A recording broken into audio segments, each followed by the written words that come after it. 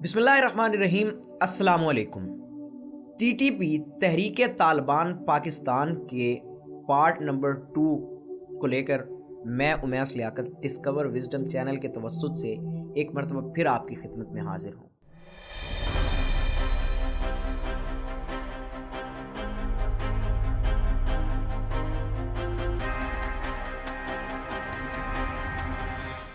جب افغانستان میں سابق سوویت یونین کے خلاف باقاعدہ طور پر مزاحمت کا آغاز ہوا تو عسکری تنظیموں کا وجود بھی ساتھ ہی عمل میں آیا۔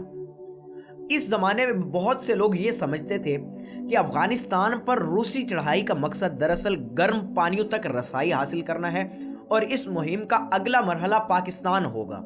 خود پاکستان میں ضیاء الحق کی حکومت نے یہی نعرہ بلند کر کے روس کے خلاف جہاد کی راہ ہموار کی تھی۔ اب اس حوالے سے ایک لمبی بحث چھڑ سکتی ہے کہ آیا وہ جہاد ایک حقیقی جہاد تھا یا اس میں پاکستان کا مفاد تھا یا کسی اور کا مفاد تھا۔ اس سوال کا جواب دینے کے لیے ہمیں مزید ماضی میں جانا پڑے گا۔ 1979 اسی سال ایران میں اسلامی انقلاب آ چکا تھا۔ مشرقی سرحد پر جنرل ضیاء الحق کی فوجی حکومت نے ملک میں اسلامی نظام نافذ کرنے کا وعدہ کر رکھا تھا۔ روس کو ڈر تھا کہ اگر اس ماحول میں افغانستان میں کمیونسٹ حکومت گر گئی تو اس کی جگہ اسلامی بنیاد پرستوں کی حکومت آ سکتی ہے، جس سے افغانستان سے ملحقہ مسلم اکثریتی روسی ریاستوں کو علیحدگی کے لیے ایک رستہ مل سکتا ہے۔ روس کسی صورت میں گوارا نہیں کر سکتا تھا کہ اس کی جنوبی سرحدیں بھی غیر محفوظ ہو جائے، لیکن مشرق میں اس کے چین کے ساتھ تنازعات چل رہے تھے، جبکہ مغرب کی طرف سے امریکی اتحادیوں نے گھیرا ہوا تھا۔ ایسی صورتحال میں روس کو اپنی یہ سرحد نظریاتی طور پر محفوظ بنانی تھی، مگر ساتھ ہی گرم پانیوں کی سرزمین پر رسائی بھی حاصل کرنا تھی۔ جنرل ضیاء اس صورتحال کو بھانپ گئے تھے اور روس کو افغانستان میں ہی روکنے کا فیصلہ کر لیا گیا تھا۔ افغانستان پر لکھی گئی کتابوں میں اس بات کی تصدیق کی گئی ہے کہ روس کے خلاف جنگ میں ویسے تو کئی ممالک اس اتحاد کا حصہ رہے، لیکن ان میں 3 ممالک خاص طور پر قابل ذکر ہیں۔ ان میں امریکہ، پاکستان اور سعودی عرب شامل ہیں۔ کہا جاتا ہے کہ امریکہ نے سوویت یونین کو شکست دینے کے لیے مجاہدین گروہوں کو اسلحہ اور پیسہ دیا، پاکستان نے پناہ گاہیں فراہم کی اور جہادیوں کی ایک بڑی فورس تیار کی۔ 1 دہائی تک افغانستان میں مزاحمت جاری رہی۔ اسی دوران دنیا بھر کے عسکریت پسندوں کا آپس میں ایک مضبوط نیٹ ورک قائم ہوا۔ اس جنگ کی قیادت بیشتر اوقات عرب جنگجوؤں کے ہاتھوں میں رہی۔ اس دوران القاعدہ تنظیم کا وجود بھی عمل میں لایا گیا۔ یہاں یہ بات ضرور ذکر کرنا چاہوں گا کہ القاعدہ تنظیم کا قیام پشاور میں عمل میں لایا گیا تھا۔ ان دنوں پشاور کا یونیورسٹی ٹاؤن کا علاقہ عرب اور افغان عسکریت پسندوں کا بڑا مرکز ہوا کرتا تھا، جہاں سے لڑائی کی منصوبہ بندی ہوا کرتی تھی۔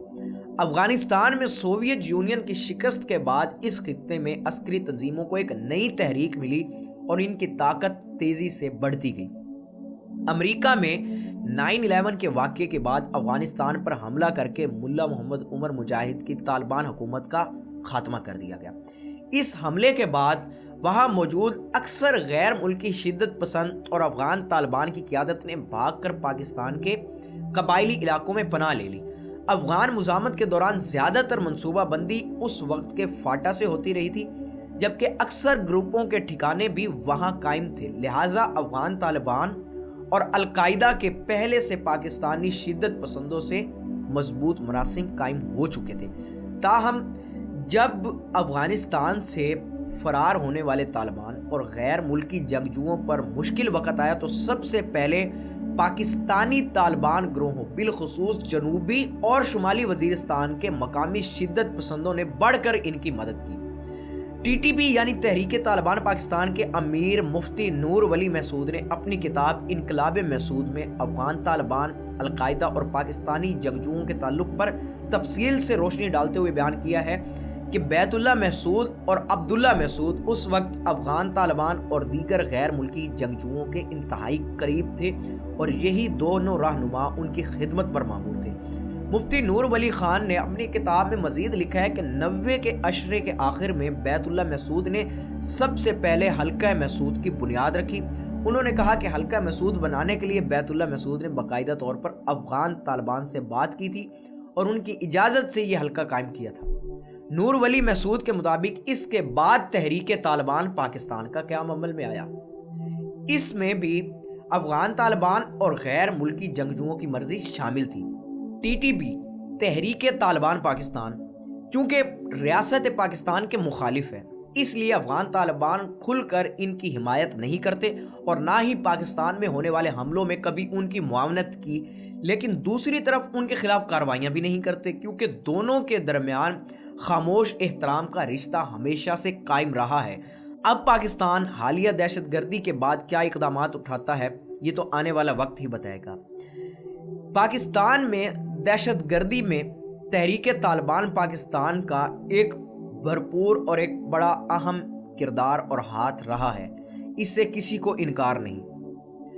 اب سمجھنے والی بات یہ ہے کہ ٹی ٹی پی بنائی کس نے، مدد کس نے کی، تو اس کے کھرے اور اس کے قدموں کے نشان بھی آپ کو پاکستان میں ملیں گے۔ ہم نے جب سے ہوش سنبھالا ہے ہم ایک جملہ ضرور سنتے آ رہے ہیں کہ پاکستان اس وقت اپنے نازک ترین دور سے گزر رہا ہے، نازک ترین موڑ سے گزر رہا ہے۔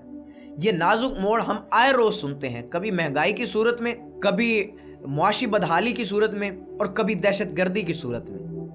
دہشت گردی کے خلاف ہم بے تحاشا قربانیاں دے چکے ہیں۔ میرے خیال میں سن 2014 میں ہونے والے اے پی ایس میں جو بچے شہید ہو گئے تھے، چھوٹے چھوٹے معصوم پھول جو شہید ہو گئے تھے، اس سے بڑی شاید قربانی تاریخ میں نہیں ملتی۔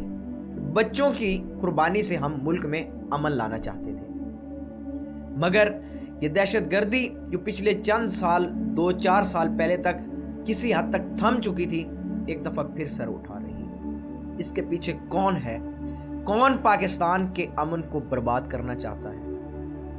کچھ گروہ تو دعویٰ کرتے ہیں کہ ہمیں معلوم ہے یہ جو نامعلوم ہے، لیکن کچھ ان کو اس سے ماورا بھی رکھتے ہیں۔ یہ تو وقت بتائے گا، اور جب تحقیقات ہوں گی تب پتہ چلے گا کہ دراصل